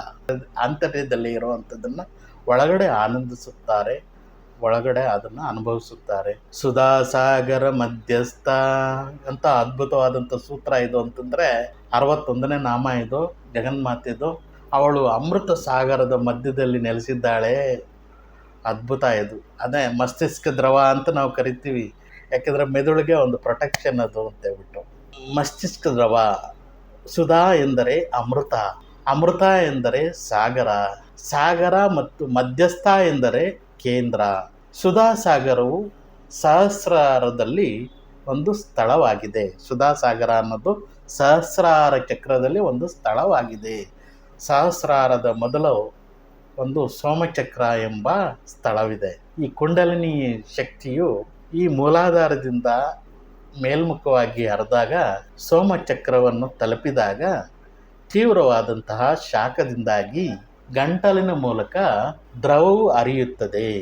ಅದರ ಸ್ನಿಗ್ಧತೆ ಮತ್ತು ರುಚಿ ಮಕರಂದವನ್ನು ಹೋಲುವುದರಿಂದ ಈ ದ್ರವವನ್ನು ಸುಧಾ ಎಂದು ಕರೆಯಲಾಗುತ್ತದೆ. ಈ ದ್ರವವನ್ನು ಅಮೃತ ವರ್ಷಿಣಿ ಎಂದು ಕರೆಯುತ್ತಾರೆ. ಅಮೃತ ಎಂದು ಅರ್ಥ.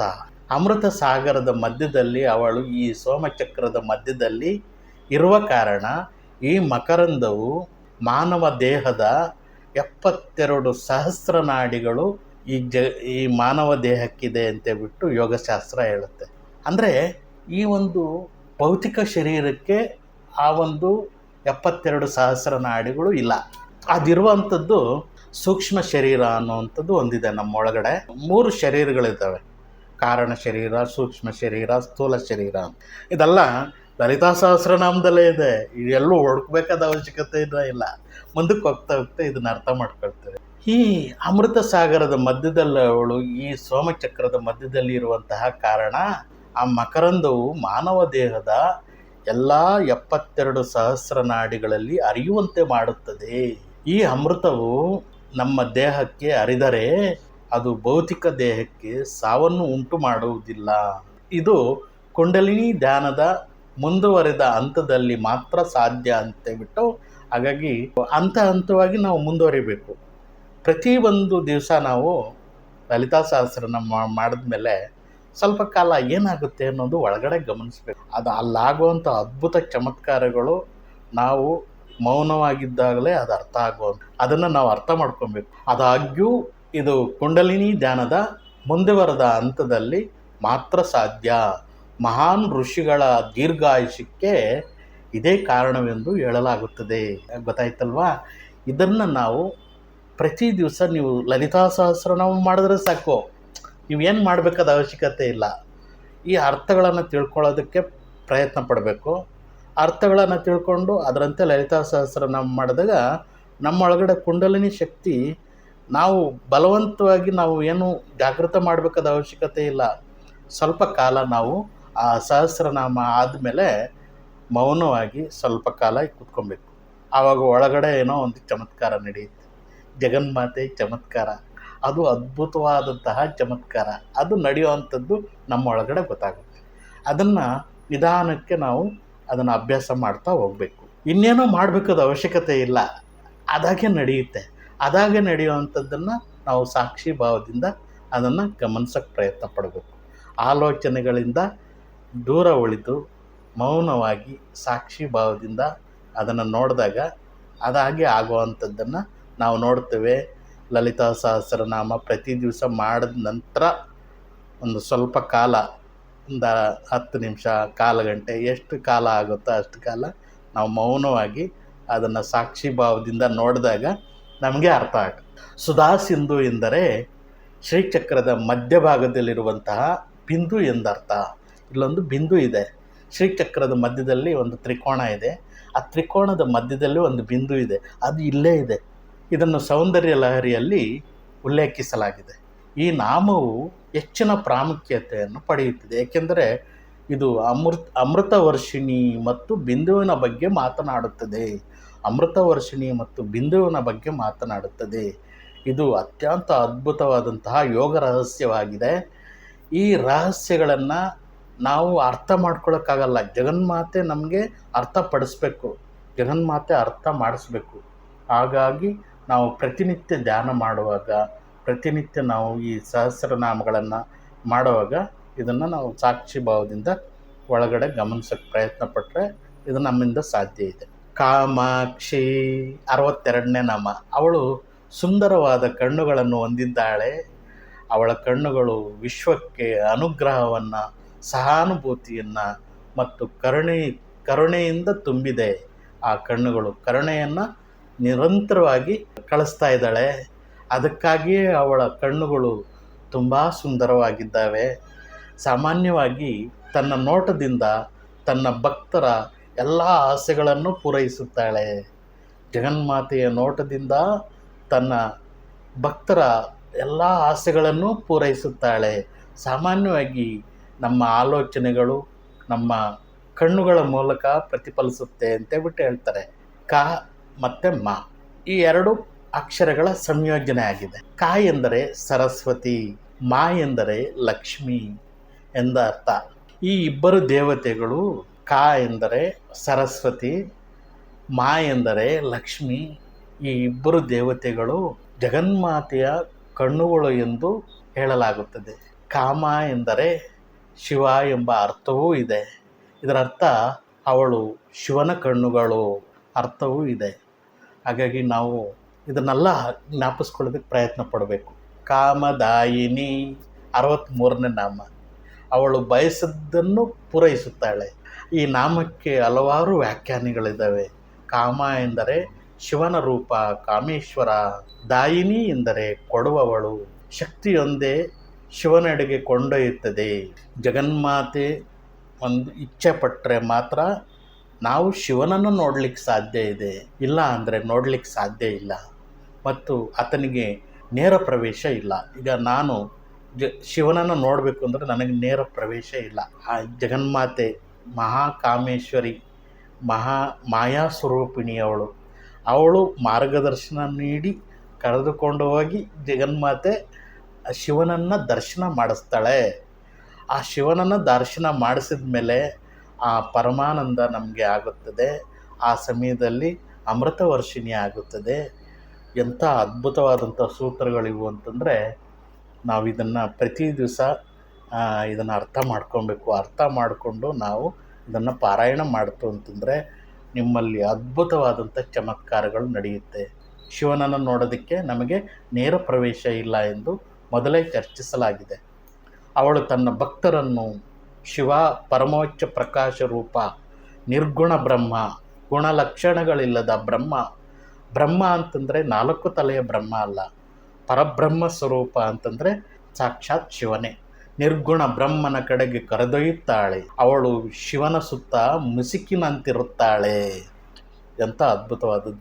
ಅದು ಮಾಯಾ ಸ್ವರೂಪಿಣಿ ಅಲ್ವಾ. ಅದಕ್ಕೋಸ್ಕರ ಶಿವನನ್ನು ಯಾರಿಗೂ ತೋರಿಸ್ಕೊಡೋದಿಲ್ಲ. ಮತ್ತು ಈ ಮುಸುಕನ್ನು ತೆಗೆದು ಹಾಕದ ಹೊರತು ಸಾಕ್ಷಾತ್ಕರಿಸಿಕೊಳ್ಳಲು ಸಾಧ್ಯವಿಲ್ಲ. ಈ ಮುಸುಕನ್ನು ಅವಳ ಇಚ್ಛೆಯಂತೆ ಮಾತ್ರ ತೆಗೆದು ಹಾಕಬಹುದು, ಇಲ್ಲ ಅಂದರೆ ಇಲ್ಲ. ಬ್ರಹ್ಮ ಸೃಷ್ಟಿಕರ್ತ ಅವಳಿಗೆ ಕಾಮಾಕ್ಷಿ ಮತ್ತು ಕಾಮೇಶ್ವರಿ ಎಂಬ 2 ಹೆಸರುಗಳನ್ನು ಕೊಟ್ಟನು. ಸೃಷ್ಟಿಕರ್ತ ಬ್ರಹ್ಮ. ಇದು ಅವಳ ಸರ್ವಜ್ಞ ಸ್ವಭಾವದಿಂದಾಗಿ ಬ್ರಹ್ಮನು ಅವಳನ್ನು ಈ 2 ಹೆಸರುಗಳಿಂದ ಗೌರವಿಸಿದನು. ಏಕೆಂದರೆ ಅವನು ಅವಳ ಎಲ್ಲ ಚಟುವಟಿಕೆಗಳಿಂದ ಪ್ರಭಾವಿತನಾಗಿದ್ದಾನೆ. ಯಾರು? ಬ್ರಹ್ಮ. ಅವಳು ಕೇವಲ ನೋಟದಿಂದ ಎಲ್ಲವನ್ನೂ ಮಾಡುತ್ತಾಳೆ, ಎಲ್ಲವನ್ನೂ ಅನುಗ್ರಹಿಸುತ್ತಾಳೆ. ನಿಮಗೆ ಏನು ಬೇಕು ಎಲ್ಲವನ್ನೂ ಅನುಗ್ರಹಿಸುತ್ತಾಳೆ ಅವಳ ನೋಟದಿಂದ. ಈ ವ್ಯಾಖ್ಯಾನವು ಅವಳ ವಿಮರ್ಶಾ ರೂಪವನ್ನು ಸೂಚಿಸುತ್ತದೆ. ದಾಯಿನಿ ಎಂದರೆ ಆನುವಂಶಿಕತೆ ಎಂದು ಅರ್ಥ ಇದೆ. ಅವಳು ಶಿವನನ್ನು ಆನುವಂಶಿಕವಾಗಿ ಪಡೆದಿರುತ್ತಾಳೆ. ಅಂದರೆ ಶಿವನು ಅವಳಿಗೆ ಸೇರಿದವಳು, ಶಿವನು ಅವಳಿಗೆ ಮಾತ್ರ ಸೇರಿದವನು ಆಗಿರುತ್ತಾನೆ. ಹಾಗಾಗಿ ಅವಳು ಅಷ್ಟು ಸುಲಭವಾಗಿ ಬೇರೆಯವರಿಗೆ ತೋರಿಸಿಕೊಡಲು ಬಿಡುವುದಿಲ್ಲ. ಯಾಕೆಂದರೆ ಶಿವನ ಸುತ್ತಲೂ ಒಂದು ಮುಸುಕಾಗಿರ್ತಾಳೆ ಅಂತೇಳ್ಬಿಟ್ಟು ಮಾಯಾ ಸ್ವರೂಪಿಣಿಯಾಗಿ ಇರ್ತಾಳೆ. ಯಾಕೆಂದರೆ ಭಕ್ತನಿಗೆ ಅದನ್ನು ತೋರಿಸುವ ಪ್ರಯತ್ನ, ಔದಾರ್ಯವನ್ನು ಜಗನ್ಮಾತೆಯೇ ನಮಗೆ ಒಂದು ಅನುಗ್ರಹಿಸಬೇಕು. 59ನೇ ನಾಮವು ರಹಸ್ಯವಾಗಿ ವಾರಾಹಿಯನ್ನು ಸೂಚಿಸುತ್ತದೆ, ವಾರಾಹಿ ಮಾತೆಯನ್ನು. 60ನೇ ನಾಮವು ಶ್ಯಾಮಲಾ ದೇವಿಯನ್ನು ಸೂಚಿಸುತ್ತದೆ. 61ನೇ ನಾಮವು ಕಾಮಾಕ್ಷಿ ದೇವಿಯನ್ನು ಸೂಚಿಸುತ್ತದೆ. ಮತ್ತು 62ನೇ ನಾಮವು ಮಹಾತ್ರಿಪುರ ಸುಂದರಿಯನ್ನು ಸೂಚಿಸುತ್ತದೆ. ಈ ಉಲ್ಲೇಖಗಳು ಪ್ರಕೃತಿಯಲ್ಲಿ ಅತ್ಯಂತ ಸೂಕ್ಷ್ಮವಾಗಿದ್ದಾವೆ. ಅಂದರೆ ನಮ್ಮ ಶರೀರದೊಳಗಡೆ ಇದೆಲ್ಲ ಸೂಕ್ಷ್ಮವಾಗಿದ್ದಾವೆ. ಜಗನ್ಮಾತೆ ಅನುಗ್ರಹದಿಂದ ಮಾತ್ರ ಸಾಧ್ಯ ಇದೆ. ಇದರೊಂದಿಗೆ ಜಗನ್ಮಾತೆಯ ಭೌತಿಕ ಸ್ಥೂಲ ರೂಪದ ವಿವರಣೆಯನ್ನು ಕೊನೆಗೊಳ್ಳುತ್ತೆ. ಜಗನ್ಮಾತೆಯ ಭೌತಿಕ ದೇಹದ ಪ್ರತಿಯೊಂದು ಭಾಗದ ಮೇಲೂ ಗಮನವನ್ನು ಕೇಂದ್ರೀಕರಿಸಿದಾಗ ಏನೇನು ಫಲ ಸಿಗುತ್ತೆ ಅನ್ನೋದನ್ನು ನೋಡಿದ್ದೀವಿ. ನಿಶ್ಚಿತ ಫಲವನ್ನು ಪಡೀಲಿಕ್ಕೆ ಸಾಧ್ಯ ಇದೆ. ಆಮೇಲೆ ಜಗನ್ಮಾತೆಯ ಈ ಒಂದು ಯೋಗ ಶಕ್ತಿಯ ಮೂಲಕ, ಕುಂಡಲಿನಿ ಶಕ್ತಿಯ ಮೂಲಕ ಒಳಗಡೆ ಏನೆಲ್ಲ ಒಂದು ಚಮತ್ಕಾರಗಳು ನಡೆಯುತ್ತೆ ಅನ್ನೋಂಥದ್ದೆಲ್ಲ ಹಿಂದಿನ ನಾಮಗಳಲ್ಲಿ ಇದೆಲ್ಲ ಭೌತಿಕ ರೂಪದಲ್ಲಿ ನಾವು ನೋಡಿದ್ದೀವಿ. ಅದು ಸಹ ನಮಗೆ ಸೂಕ್ಷ್ಮನೇ. ಅದು ನಮಗೆ ಅದು ಅರ್ಥ ಆಗಲ್ಲ. ಅರ್ಥ ಆಗಬೇಕು ಅಂತಂದರೆ ಜಗನ್ಮಾತೆಯೇ ಆಶೀರ್ವಾದ ಮಾಡಿ ಅರ್ಥಪಡಿಸ್ಬೇಕು. ಇದರೊಂದಿಗೆ ಅವಳ ಭೌತಿಕ ಅಥವಾ ಸ್ಥೂಲ ರೂಪದ ವಿವರಣೆಯು ಕೊನೆಗೊಳ್ಳುತ್ತದೆ. ಅಂದರೆ ಮುಂದಿನ 64ರಿಂದ 84 ನಾಮಗಳವರೆಗೂ ರಾಕ್ಷಸ ಬಂಡಾಸುರನ ವಧೆಯನ್ನು ವಿವರಿಸಲಾಗಿದೆ. ಇಲ್ಲಿ ಅವಳ ಪರಮರೂಪದ ನಿರೂಪಣೆ ಪ್ರಾರಂಭವಾಗುತ್ತದೆ ಮತ್ತು ಈ ವಾಚನಗಳು ಸಹ ಪ್ರಕೃತಿಯಲ್ಲಿ ಅಷ್ಟೇ ರಹಸ್ಯವಾಗಿದೆ. ಈ ರಹಸ್ಯವಾಗಿರುವಂಥದ್ದನ್ನು ನಾವು ಈ ಲಲಿತಾ ಸಹಸ್ರನಾಮದಲ್ಲಿ ಅದನ್ನು ರಹಸ್ಯವಾಗಿ ಇಡಲಾಗಿದೆ. ಆ ರಹಸ್ಯವಾಗಿರುವಂಥದ್ದನ್ನು ನಾವು ಜಗನ್ಮಾತೆಯ ಕೃಪೆಯಿಂದ ಅರ್ಥ ಮಾಡ್ಕೊಳ್ಳೋದಕ್ಕೆ ಪ್ರಯತ್ನ ಪಡಬೇಕು. ದೇವರ್ಷಿ ಗಣಸಂಗಾತ ಸ್ತೂಯಮಾನಾತ್ಮ ವೈಭವ. 64ನೇ ನಾಮ ದೇವರ್ಷಿ ಗಣಸಂಗಾತ ಸ್ತೂಯಮಾನಾತ್ಮ ವೈಭವ. ಈ ನಾಮದಿಂದ 64 ನಾಮದವರೆಗೆ ರಾಕ್ಷಸ ಬಂಡಾಸುರನ ವಧೆಯನ್ನು ವಿವರಿಸಲಾಗಿದೆ. ಈ ಸೂತ್ರಗಳಲ್ಲಿ, ಈ ಒಂದು ನಾಮಗಳಲ್ಲಿ ದೇವ ಋಷಿ ಗಣ. ದೇವ ಎಂದರೆ ದೇವರು ಮತ್ತು ದೇವತೆಗಳು ಎಂದರ್ಥ. ಋಷಿ ಎಂದರೆ ಋಷಿ ಮತ್ತು 7 ವಿಧದ ಗಣಗಳಿದ್ದಾವೆ. 7 ವಿಧದ ಗಣಗಳಿವೆ ಎಂದು ಅಗ್ನಿಪುರಾಣ ಹೇಳುತ್ತದೆ ಅಂತ ಹೇಳ್ತಾರೆ. ಉದಾಹರಣೆಗೆ ರುದ್ರಗಣಗಳು ಎಂದರೆ ಶಿವನಿಗೆ ಸಹಕಾರ ಮಾಡುವಂಥ ಸಹಾಯಕರು. ಈ ರುದ್ರಗಣಗಳಿಗೆ ಪ್ರಾರ್ಥನೆ ಸಲ್ಲಿಸುವ ಪ್ರತ್ಯೇಕ ಚರಣ ಇದೆ ಅಂತೇಳ್ಬಿಟ್ಟು ಹೇಳ್ತಾರೆ. ಋಷಿಗಳು ಎಂದರೆ ವಶಿಷ್ಠ, ನಾರದ ಮುಂತಾದ ಮಹಾನ್ ಋಷಿಗಳು. ಸ್ತೂಯಮಾನಾತ್ಮ ಎಂದರೆ ಪೂಜೆ, ವೈಭವ ಎಂದರೆ ಸರ್ವವ್ಯಾಪಿ. ದೇವತೆಗಳು, ಋಷಿಗಳು ಕೆಳಗಿನ ಸ್ತರದ ದೇವತೆಗಳನ್ನು ಮೂರ್ತಿ ಪೂಜೆಗಳಿರ್ಬೋದು, ವ್ಯಕ್ತ ಸ್ವರೂಪಗಳನ್ನು ಪೂಜಿಸುವುದಿಲ್ಲ ಅವರು. ಯಾಕೆಂದರೆ ಅವರು ಪೂಜಿಸುವಂಥದ್ದು, ಧ್ಯಾನಿಸುವಂಥದ್ದು ಅದು ನಿರಾಕಾರ ಬ್ರಹ್ಮನನ್ನು, ನಿರ್ಗುಣ ಬ್ರಹ್ಮನನ್ನು ಪ್ರಾರ್ಥನೆ ಮಾಡುವಂಥದ್ದು, ಆರಾಧಿಸುವಂಥದ್ದು. ಇದನ್ನು ನಾವು ಅರ್ಥ ಮಾಡ್ಕೊಬೇಕು. ದೇವತೆಗಳು ಮತ್ತು ಋಷಿಗಳಿಗೆ ಅಪಾರ ತೊಂದರೆಯನ್ನು ಉಂಟು ಮಾಡುವಂತಹ ಒಬ್ಬ ರಾಕ್ಷಸ ಬಂಡಾಸುರನನ್ನು ಸಂಹರಿಸಲು ನಾರದ ಋಷಿಯು ಲಲಿತಾಮಾತೆಯನ್ನು ಸಂಪರ್ಕಿಸಿದನು ಅಂತ ಹೇಳ್ತಾರೆ. ಈ ನಾಮದ ಆಳವಾದ ಅರ್ಥ ಇಲ್ಲಿ ರಾಕ್ಷಸರು ಎಂದರೆ ಅಜ್ಞಾನದಿಂದ ಉಂಟಾಗುವಂತಹ ಅಹಂಕಾರ, ಇನ್ನೇನು ಅಲ್ಲ. ಬಂಡಾಸುರ ಅಂತಂದರೆ ನಮ್ಮೊಳಗಡೆನೇ ಇದ್ದಾರೆ ಬಂಡಾಸುರ. ಅಹಂಕಾರನೇ ಅದೊಂದು ಮಾರ್ಪಾಟಾಗಿರುತ್ತೆ. ಅಹಂಕಾರ, ಆ ಅಹಂಕಾರವನ್ನು ದಮನ ಮಾಡೋವರೆಗೂ, ಆ ಅಹಂಕಾರವನ್ನು ಇಲ್ಲದೇ ಇದ್ದಂಗೆ ಮಾಡೋವರೆಗೂ ಅದೊಂದು ಕಲ್ಪನೆ, ಅದು ಒಂದು ಕಲ್ಪನೆ. ಆ ಕಲ್ಪನೆ, ಅಹಂಕಾರದ ಕಲ್ಪನೆ ನಮ್ಮೊಳಗಡೆ ವಿಲೀನವಾದಾಗ ಜಗನ್ಮಾತೆ ಪ್ರಕಟವಾಗ್ತಾಳೆ. ಅಂಥ ಒಂದು ಅದ್ಭುತವಾದಂಥ, ಒಂದು ದಿವ್ಯವಾದಂಥ ಈ ಒಂದು ಸೂತ್ರಗಳು ಅದ್ಭುತ. ಈ ನಾಮದ ಆಳವಾದ ಅರ್ಥ ಇಲ್ಲಿ ರಾಕ್ಷಸ ಬಂಡಾಸುರನನ್ನು, ಇಲ್ಲಿ ರಾಕ್ಷಸರು ಎಂದರೆ ಅಜ್ಞಾನದಿಂದ ಉಂಟಾಗಿರುವಂತಹ ಅಹಂಕಾರ. ಲಲಿತಾಮಾತೆಯನ್ನು ತಮ್ಮ ಅಹಂಕಾರವನ್ನು ತೊಡೆದು ಹಾಕಲು ಅವರನ್ನು ಸಂಪರ್ಕಿಸುತ್ತಾರೆ. ಏಕೆಂದರೆ ಅವಳು ಮಾತ್ರ ತಮ್ಮ ಅಹಂಕಾರವನ್ನು ತೊಡೆದು ಹಾಕಲು ಅವರನ್ನು, ಜಗನ್ಮಾತೆಯನ್ನು ಸಂಪರ್ಕಿಸುತ್ತಾರೆ. ಏಕೆಂದರೆ ಅವಳು ಮಾತ್ರ ಅವರನ್ನು ಮುಕ್ತಗೊಳಿಸಲು ಸಮರ್ಥಳು. ಅಹಂಕಾರದಿಂದ ಪಾಪಕೃತ್ಯಗಳು ಸಂಭವಿಸುತ್ತವೆ ಅಂತೇಳ್ಬಿಟ್ಟು ಹೇಳ್ತಾರೆ. ಆ ಅಹಂಕಾರ ಅನ್ನುವಂಥದ್ದು ಅದು ಕಲ್ಪನೆಗಳಿಂದ ಕೂಡಿರುವಂಥದ್ದು. ನಮ್ಮೊಳಗಡೆ ಇರುವಂಥ ಅನೇಕ ಮುಖವಾಡಗಳಿದ್ದಾವೆ. ಅದನ್ನು ಮುಂದಕ್ಕೆ ತಿಳಿದುಕೊಳ್ತಾ ಹೋಗೋಣ. ಇಂದಿಗೆ ಇಷ್ಟು ಸಾಕು. ಸರ್ವೇ ಜನ ಸುಖಿನೋ ಭವಂತು, ಸಮಸ್ತ ಸನ್ಮಂಗಳಾನಿ ಭವಂತು. ಓಂ ಶಾಂತಿ ಶಾಂತಿ ಶಾಂತಿ.